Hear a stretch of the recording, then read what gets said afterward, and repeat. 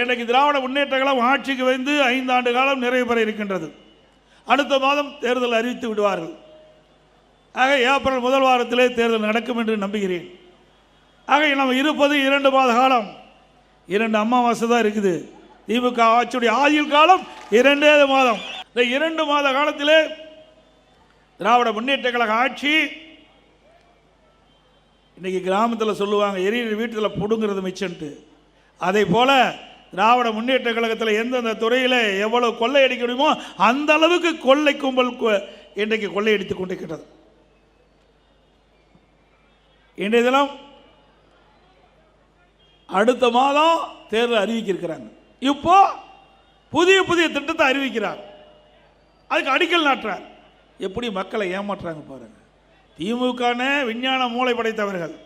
அப்படிப்பட்ட கட்சி இன்றைய முதலமைச்சர் ஸ்டாலின் அவர்கள் இருப்பது 1 மாதம், இருப்பதே ஒரே மாதம். அந்த மாதம் அடுத்த மாதம் இறுதியில் தேர்தல் அறிவிச்சிருவாங்க, கோட் ஆஃப் கான்டக்ட் வந்துடும்.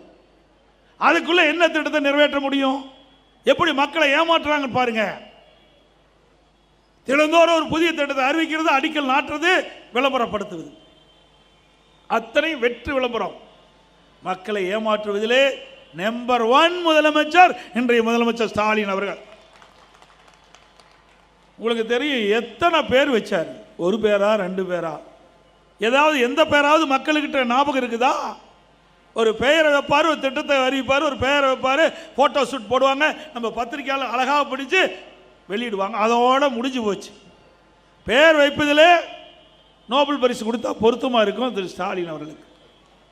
அதே மாதிரி ஒரு திட்டத்தை அறிவிப்பார், ஒரு குழு போடுவார், அதுக்கு தலைவர் போடுவார், அதோட அந்த திட்டம் மூடு விழா காணும். எத்தனை திட்டம், எத்தனை குழு அமைச்சீங்க? 52 குழு அமைச்சிருக்கிறீங்க. அதனுடைய நிலைப்பாடு என்ன? நாங்கள் வெள்ளை அறிக்கை கேட்டோம். திரு ஸ்டாலின் அவர்களே திட்டத்தை அறிவிக்கிறீங்க, குழு போடுறீங்க, அது தலைவர் போடுறீங்க, அதனுடைய விளக்கத்தை கொடுங்க. வெள்ளை அறிக்கை மக்கள் கேட்குறாங்க. அந்த திட்டத்தினால என்ன பயன்? அத்தனையும் வெற்றி விளம்பரம். அதோட அந்த திட்டம் முடக்கப்பட்டு விடும். இப்படி மக்களை தினந்தோறும் ஏமாற்றி ஏமாற்றி தொலைக்காட்சியிலையும் பத்திரிகையிலையும் வருகின்ற செய்தி தான் நாம் பார்த்து கொண்டிருக்கணும். இந்த ஆட்சியில் மக்களுக்கு எந்த பலனும் கிடைத்ததாக தெரியவில்லை. என்ன ஒரு பெரிய திட்டத்தை கொண்டாந்து நிறைவேற்றிருக்கிறார்.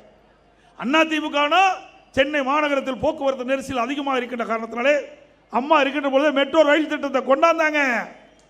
இன்று இதெல்லாம் அந்த வழியிலே வந்து அம்மாவுடைய அரசு 63,000 கோடி 63,000 கோடி இதுவரை இந்தியாவில் 63,000 கோடி ஒரு திட்டத்திற்கு நிதி ஒதுக்கீடு செய்ததே கிடையாது. அந்த வரலாற்றை நாம தான் படைச்சோம். மத்திய அமைச்சரை நேரடியாக அழைத்து அடிக்கல் நாட்டி 2ஆம் கட்டம் சுமார் 118 கோடியில் 63,000 கோடியில் அந்த திட்டம் இன்றைக்கு நடைபெற்று கொண்டிருக்கிறது. இப்படி நெஞ்ச நிமிர்த்தி பெரிய திட்டத்தை சொல்றோம். எந்தெந்த திட்டத்தின் மூலமாக மக்களுக்கு நன்மை கிடைக்கும் சொல்றோம். அப்படி ஒரு திட்டத்தையாவது இன்றைக்கு ஆட்சி பொறுப்பேற்று திராவிட முன்னேற்ற கழகம் நிறைவேற்றிருக்குதா? அத்தனை வாய்ச்சவடால்.